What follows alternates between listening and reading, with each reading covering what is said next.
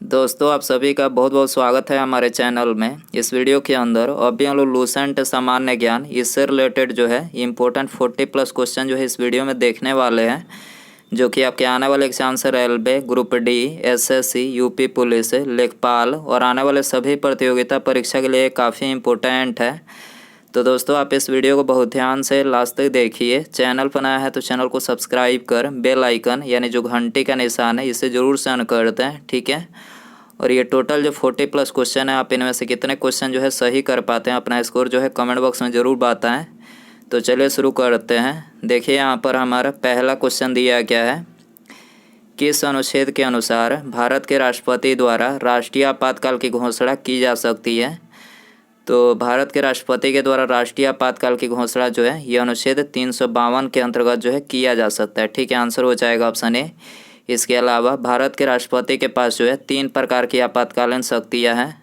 देखिए यहाँ पर हमने उसको लिख रखे हैं। पहला जो है ये तो हमने अभी बताया कि राष्ट्रीय आपात, इसका प्रावधान जो है अनुच्छेद 352 में दिया गया है। दूसरा राष्ट्रपति शासन अथवा राज्य में आपात स्थिति, ये कौन से अनुच्छेद में है? अनुच्छेद 356 में है। और तीसरा जो है ये वित्तीय आपात, इसका प्रावधान अनुच्छेद 360 में दिया गया है, जो कि राष्ट्रपति के द्वारा ये तीनों आपातकाल जो है मतलब लगाया जाता है, ठीक है, स्थिति पड़ने पर। इसके अलावा यदि हम बात करें अनुच्छेद 233 की, तो अनुच्छेद 233 में जो है जिला न्यायाधीशों की नियुक्ति का प्रावधान दिया गया है। अनुच्छेद 233 में जिला न्यायाधीशों की नियुक्ति का प्रावधान दिया गया। अनुच्छेद 235 की बात करें तो इसमें जो है अधीनस्थ न्यायालयों पर नियंत्रण का प्रावधान है। और अनुच्छेद 332 की बात करें तो इसमें जो है राज्य की विधानसभाओं में अनुसूचित जातियों और अनुसूचित जनजातियों के लिए स्थानों का आरक्षण है, ठीक है। अनुच्छेद 332 में जो है राज्य की विधानसभा में अनुसूचित जातियों और अनुसूचित जनजातियों के लिए जो है स्थानों का आरक्षण का प्रावधान है, ठीक है, आपको याद रखना है। क्वेश्चन नंबर 2 है, भारतीय संविधान का कौन सा अनुच्छेद अस्पृश्यता का उन्मूलन करता है? अस्पृश्यता मतलब छुआछूत, ठीक है। छुआछूत का उन्मूलन कौन सा अनुच्छेद करता है? तो ये अनुच्छेद 17 करता है, ठीक है। आंसर हो जाएगा डी। इसके अलावा यदि हम बात करें अनुच्छेद 14 की, तो देखिए इसमें जो है विधि के समक्ष समानता का प्रावधान दिया गया। अनुच्छेद 14 में विधि के समक्ष समानता का प्रावधान दिया गया है। अनुच्छेद 21 की बात करें तो इसमें जो है प्राण एवं दैहिक स्वतंत्रता का संरक्षण, प्राण एवं दैहिक स्वतंत्रता का संरक्षण जो है अनुच्छेद 21 में दिया गया है। और अनुच्छेद 16 की बात करें तो इसमें लोक नियोजन के विषय में अवसर की समानता का प्रावधान है। लोक नियोजन के विषय में अवसर की समानता का प्रावधान अनुच्छेद 16 में दिया गया है। क्वेश्चन नंबर 3 है, सांसदों की अयोग्यता संबंधी विवाद पर कौन निर्णय देता है? सांसदों की अयोग्यता संबंधी विवाद पर कौन निर्णय देता है? तो ये निर्वाचन आयोग के परामर्श से राष्ट्रपति, ठीक है। निर्वाचन आयोग के परामर्श से जो है राष्ट्रपति देते हैं सांसदों की अयोग्यता संबंधी विवाद पर, ठीक है। आंसर हो जाएगा डी। क्वेश्चन नंबर 4 है, यदि हम ठोस वस्तु को गर्म करें तो किस भाग में सर्वाधिक प्रतिशत वृद्धि होगी? तो सर्वाधिक प्रतिशत वृद्धि आयतन में होगी, ठीक है, याद रखना है। यदि हम ठोस वस्तु को गर्म करें तो किस भाग में सर्वाधिक प्रतिशत वृद्धि होगी? आयतन में वृद्धि होगी, सी आंसर हो जाएगा। क्वेश्चन नंबर 5 है, ताम्र संदूषण से बचने के लिए पीतल के बर्तनों पर समानतः किस धातु की परत चढ़ाई जाती है? ताम्र संदूषण से बचने के लिए पीतल के बर्तनों पर समानतः किस धातु की परत चढ़ाई जाती है? तो ये चढ़ाई जाती है रंगे यानी टीन की परत चढ़ाई जाती है। आंसर हो जाएगा ऑप्शन ए। क्वेश्चन नंबर 6 है, द्वितीय पंचवर्षीय योजना किस मॉडल पर आधारित थी? वेरी इंपॉर्टेंट क्वेश्चन है ये। द्वितीय जो पंचवर्षीय योजना थी ये किस मॉडल पर आधारित थी? महालनोबिस, ठीक है, महालनोबिस मॉडल पर आधारित थी, डी आंसर हो जाएगा। इसके अलावा पंचवर्षीय योजना से जो क्वेश्चन मतलब एग्जाम में पूछे जाते हैं उसको यहाँ पर हमने लिख रखे हैं। टोटल पंचवर्षीय योजना जो जितनी भी हुई थी वो सारे यहाँ पर हमने नोट डाउन किए हैं, जो आपके एग्ज़ाम के लिए काफ़ी इंपॉर्टेंट है। तो देखिए यहाँ पर पहला जो पंचवर्षीय योजना की बात करें तो पहली पंचवर्षीय योजना का कार्यकाल 1951 से 56 तक रहा था। इसमें कृषि की प्राथमिकता दी गई थी। दूसरी की बात करें तो 56 से 61 तक रहा था, इसमें उद्योग क्षेत्र की प्राथमिकता दी गई थी। तीसरी की बात करें तो 61 से 66 तक रहा था, इसमें कृषि और उद्योग की प्राथमिकता दी गई थी।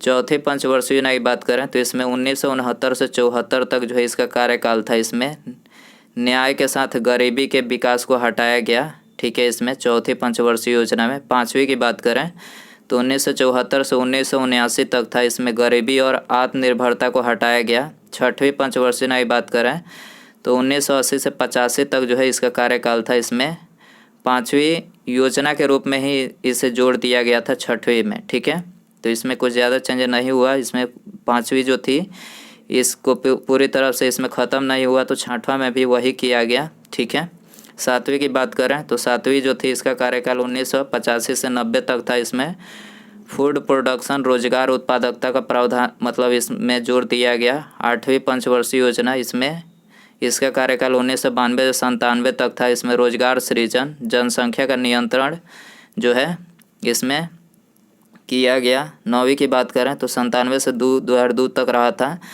इसमें 7% की विकास दर का लक्ष्य रखा गया था। 10वीं की बात करें तो 2002 से 7 तक ये रहा था। ठीक है, इसमें स्वरोजगार और साधनों का विकास किया गया। स्वरोजगार एवं साधनों का विकास किया गया। 11वीं की बात करें 2007 से 12 तक रहा था। व्यापक और तेज़ी से विकास हुआ। इसमें व्यापक और तेज़ी से विकास 11वीं में हुआ। 12वीं की बात करें तो 12वीं जो पंचवर्षीय योजना थी इसका कार्यकाल 12 से 2017 तक जो मतलब ये चला था। इसमें स्वास्थ्य शिक्षा और स्वच्छता समग्र विकास का जो है इसमें सुधार किया गया। याद रखना, ये यहाँ से क्वेश्चन डेफिनेटली एग्जाम में पूछे जाते हैं, तो आपको ये याद रखना है। अगला क्वेश्चन देखते हैं। 7वां नंबर क्वेश्चन है, भारत में विदेशी विनिमय का रख रखाव किसके द्वारा किया जाता है? भारत में विदेशी विनिमय का रख रखाव किसके द्वारा किया जाता है? तो भारतीय रिजर्व बैंक के द्वारा किया जाता है। ठीक है, करेक्ट आंसर ये हो जाएगा। क्वेश्चन नंबर 8 है, लोकसभा में आंग्ल भारतीय समुदाय से सदस्य मनोनीत करने की शक्ति किसके पास है? तो किसके पास है? राष्ट्रपति के पास है। भारत के राष्ट्रपति के पास है। आंसर हो जाएगा बी। क्वेश्चन नंबर 9 है, दुग्ध प्रोटीन को पचाने वाला एंजाइम कौन सा है? दुग्ध प्रोटीन को पचाने वाला एंजाइम कौन सा है? रेनिन है। ठीक है, सी आंसर हो जाएगा। क्वेश्चन नंबर 10 है, जल में वायु का बुलबुला जिसकी भांति व्यवहार करेगा वह है? जल में वायु का बुलबुला मतलब किस तरह से व्यवहार करता है? तो अवतल लेंस की तरह जो है यह व्यवहार करता है। ठीक है, आंसर हो जाएगा डी। क्वेश्चन नंबर 11 है, प्रकाश विकिरणों की प्रकृति होती है। प्रकाश विकिरणों की प्रकृति होती है तो ये होती है तरंग एवं कण दोनों पर समान। ठीक है, तरंग एवं कण दोनों पर जो है समान होती है। ठीक है, आंसर हो जाएगा सी। क्वेश्चन नंबर 12 है, निम्नलिखित गैस मिश्रण में से कौन सा गैस वेल्डिंग के लिए प्रयुक्त किया जाता है? तो वेल्डिंग के लिए कौन सा गैस प्रयुक्त किया जाता है? ऑक्सीजन तथा एसिटिलीन। ठीक है, ऑक्सीजन तथा एसिटिलीन जो गैस है ये वेल्डिंग के लिए जो है प्रयुक्त किया जाता है। आंसर हो जाएगा बी। दोस्तों, यदि आपको वीडियो पसंद आ रहा है तो प्लीज़ वीडियो को लाइक ज़रूर कर दें। ठीक है, और अपने दोस्तों में शेयर कर दें। चैनल पर नया है तो चैनल को सब्सक्राइब करके बेल आइकन यानी जो घंटे का निशान है उसे ज़रूर ऑन करें। बेल आइकन ऑन करने से फ़ायदा ये होगा कि जब भी मैं कोई नई वीडियो अपलोड करूंगा उसका नोटिफिकेशन जो है आपको टाइम टू टाइम मिल सकेगा। तो सब्सक्राइब करने के बाद बेल आइकन ऑन रखें। क्वेश्चन नंबर 13 है, एक सुरंग में 10 वाट एक सुरंग में 100 वाट क्षमता वाले 5 बल्ब लगातार 20 घंटे तक जलाए जाते हैं। संपूर्ण विद्युत खर्च होगी, तो संपूर्ण जो विद्युत खर्च होगी 10 यूनिट। ठीक है, संपूर्ण विद्युत खर्च कितनी होगी? 10 यूनिट होगी। ठीक है, आंसर हो जाएगा सी। क्वेश्चन नंबर 14 है, लक्स किसकी इकाई है? लक्स जो है किसकी इकाई है? प्रदीप्ति की। ठीक है, लक्स किसकी इकाई है? प्रदीप्ति की इकाई है। आंसर हो जाएगा डी। क्वेश्चन नंबर 15 है, बादल किस कारण वायुमंडल में तैरते हैं? बादल जो है किस कारण वायुमंडल में तैरते हैं? निम्न घनत्व के कारण। ठीक है, बादल निम्न घनत्व के कारण जो है वायुमंडल में तैरते हैं। क्वेश्चन नंबर 16 है, क्षितिज के समीप सूर्य एवं चंद्रमा के दीर्घ वृत्ताकार दिखाई देने का कारण है? क्षितिज के समीप सूर्य एवं चंद्रमा के दीर्घ वृत्ताकार दिखाई देने का कारण है? तो देखिए इसका कारण है अपवर्तन। ठीक है, आंसर हो जाएगा ऑप्शन ए। क्वेश्चन नंबर 17 है, निम्न में से किस में कोशिका में अच्छी तरह से व्यवस्थित न्यूक्लियस नहीं पाया जाता है? निम्न में से किस में कोशिका में अच्छी तरह से व्यवस्थित न्यूक्लियस नहीं पाया जाता है? तो ये नहीं पाया जाता है बैक्टीरिया में। ठीक है, आंसर हो जाएगा डी। क्वेश्चन नंबर 18 है, आँख के लेंस की फोकल दूरी किसके कारण से परिवर्तित होती है? आँख के लेंस की फोकल दूरी किसके कारण से परिवर्तित होती है? तो ये सिलियरी मांसपेशी के मतलब सिलियरी मांसपेशी के द्वारा जो है परिवर्तित होती है। ठीक है, आँख के लेंस की फोकल दूरी किसके कार्य से परिवर्तित होती है? तो सिलियरी मांसपेशी के कार्य से जो है परिवर्तित होती है। सी आंसर हो जाएगा। क्वेश्चन नंबर 19 है, भारत में कुल कितने जिले हैं? Very important question. भारत में कुल कितने जिले हैं? 726 जिले। ठीक है, आपको याद रखना है भारत में कितने जिले हैं? 726 जिले हैं। आंसर हो जाएगा सी।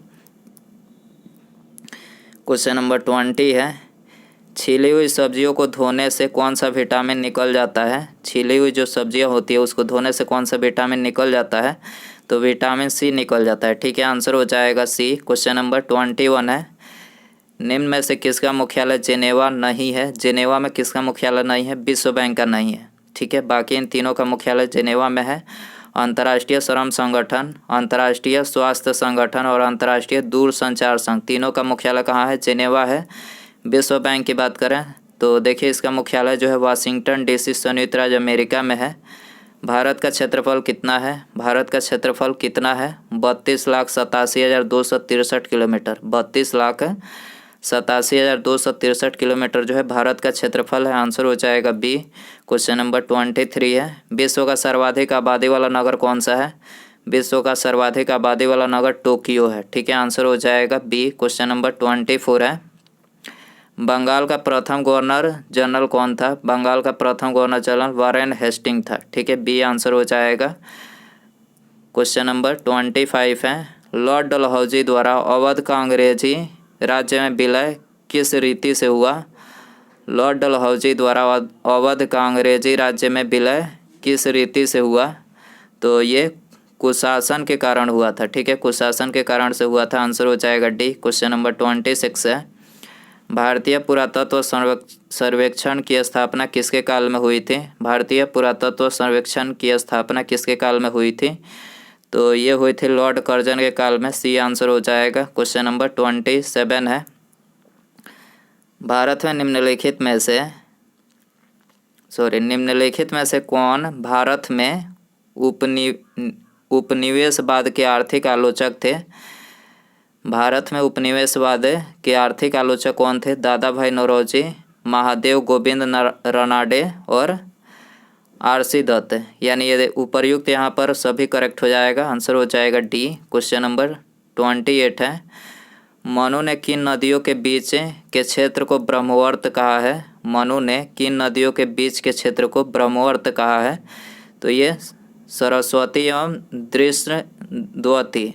ठीक है, सरस्वती एवं दृश्यद्वती नदियों के बीच के क्षेत्र को ब्रह्मवर्त कहा है। सी आंसर हो जाएगा। क्वेश्चन नंबर 29 है, मेनांडर जो मिलिंद नाम से भी जाने जाते हैं किस विदेशी राजवंश से संबंधित हैं? तो देखिए ये संबंधित है इंडो ग्रीक से। ठीक है, मेनांडर जो मिलिंद नाम से जाने जाते हैं किस राजवंश से संबंधित है? इंडो ग्रीक से संबंधित है। ये आंसर हो जाएगा। गुप्त काल में किस धर्म का सबसे अधिक विकास हुआ? तो गुप्त काल में जो है भागवत धर्म का जो है सबसे अधिक विकास हुआ। सी आंसर हो जाएगा। क्वेश्चन नंबर 31 है, भगवान शिव की प्रतिष्ठा में कितने ज्योतिर्लिंग स्थापित हैं? तो 12 ज्योतिर्लिंग स्थापित है। ठीक है, आंसर हो जाएगा बी। क्वेश्चन नंबर 32 है, शिवाजी का उत्तराधिकारी कौन था? शिवाजी का उत्तराधिकारी संभाजी थे। सी आंसर हो जाएगा। छत्रपति शिवाजी की बात करें तो महाराज इनकी संभाजी थे, मतलब उत्तराधिकारी। क्वेश्चन नंबर 33 है, भारत के किस द्वीप का उद्गम ज्वालामुखिया है? तो बैरन द्वीप का उद्गम जो है ज्वालामुखिया है। ठीक है, बात करें भारत का सक्रिय ज्वालामुखी किस द्वीप में स्थित है? तो बैरन द्वीप में। भारत का एकमात्र सक्रिय ज्वालामुखी किस द्वीप में स्थित है? बैरन द्वीप में स्थित है। बैरन द्वीप कहाँ है? अंडमान निकोबार में। ठीक है, बैरन द्वीप कहाँ है? अंडमान निकोबार में है। देश की निम्नलिखित मिट्टियों में से किसे स्वतः कृष्य मिट्टी कहा जाता है? किसे स्वतः कृष्य मिट्टी कहा जाता है? तो ये कपास की काली मिट्टी को कहा जाता है। ठीक है, कपास की काली मिट्टी को स्वतः कृष्य मिट्टी कहा जाता है। सी आंसर हो जाएगा।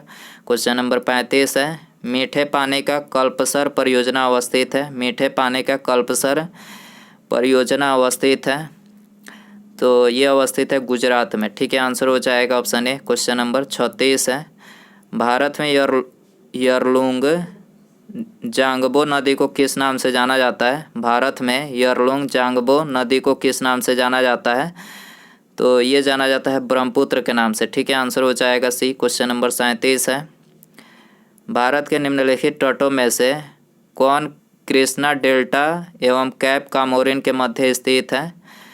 तो करेक्ट आंसर ये हो जाएगा कामोरिन कोरोमंडल तट। ठीक है, कोरोमंडल जो तट है तो ये कृष्णा डेल्टा एवं कैप कामोरिन के मध्य स्थित है। ठीक है, आंसर हो जाएगा ऑप्शन ए। क्वेश्चन नंबर 38 है, निम्नलिखित में से कौन सी नदी का स्रोत हिमनदों में नहीं है? कौन सी नदी का स्रोत हिमनदों में नहीं है? तो करेक्ट आंसर सी हो जाएगा, कोसी का स्रोत जो है हिमनदों में नहीं है। कोसी की बात करें तो कोसी नदी जो है नेपाल में हिमालय से निकलती है और बिहार में भीमनगर के रास्ते से भारत में दाखिल होती है। इसमें आने वाली बाढ़ से बिहार में बहुत तबाही होती है, जिससे इस नदी को बिहार का अभिशाप कहा जाता है। याद रखना है आपको। क्वेश्चन नंबर 39 है, भारत को किस रूप में परिभाषित किया जा सकता है? भारत को किस रूप में परिभाषित किया जा सकता है? करेक्ट आंसर बी हो जाएगा, एक श्रम आधिक्य वाली अर्थव्यवस्था के रूप में। एक श्रम आधिक्य वाली अर्थव्यवस्था के रूप में जो है परिभाषित किया जा सकता है। आंसर हो जाएगा बी। क्वेश्चन नंबर 40 है, भारतीय राष्ट्रीय कांग्रेस के प्रथम अधिवेशन दिसंबर 1885 में कहाँ हुआ था? मुंबई में हुआ था। ठीक है, भारतीय राष्ट्रीय कांग्रेस के प्रथम अधिवेशन दिसंबर 1885 में कहाँ हुआ था? मुंबई में हुआ था। ठीक है, बात करें भारतीय राष्ट्रीय कांग्रेस की स्थापना कब हुई थी? 28 दिसंबर 1885 को हुई थी। संस्थापक यो ह्यूम थे, प्रथम अध्यक्ष WC बनर्जी। याद रखना है आपको। उसके बाद यहाँ पर हमारा अगला क्वेश्चन है, नदी का बहता हुआ जल किस प्रकार का ऊर्जा का संवहन करता है? नदी का जो बहता हुआ जल होता है तो ये किस प्रकार का ऊर्जा का संवहन करता है?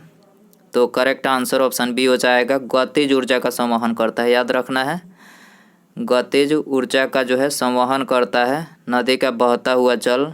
ठीक है, आंसर हो जाएगा बी। तो दोस्तों ये थे लूसेंट सामान्य ज्ञान के इम्पोर्टेंट 41 क्वेश्चन। आप इन 41 क्वेश्चन में से कितने क्वेश्चन जो है सही कर पाए, अपना स्कोर कमेंट बॉक्स में ज़रूर बताएं। और वीडियो पसंद आया रहेगा तो प्लीज़ वीडियो को लाइक कर दीजिएगा, अपने दोस्तों में शेयर कर दीजिएगा, और चैनल पर नया है तो चैनल को सब्सक्राइब करके बेल आइकन यानी जो घंटी का निशान है इसे जरूर से ऑन कर दें। ठीक है, मिलते हैं अगले वीडियो में। नमस्कार, जय हिंद, जय भारत।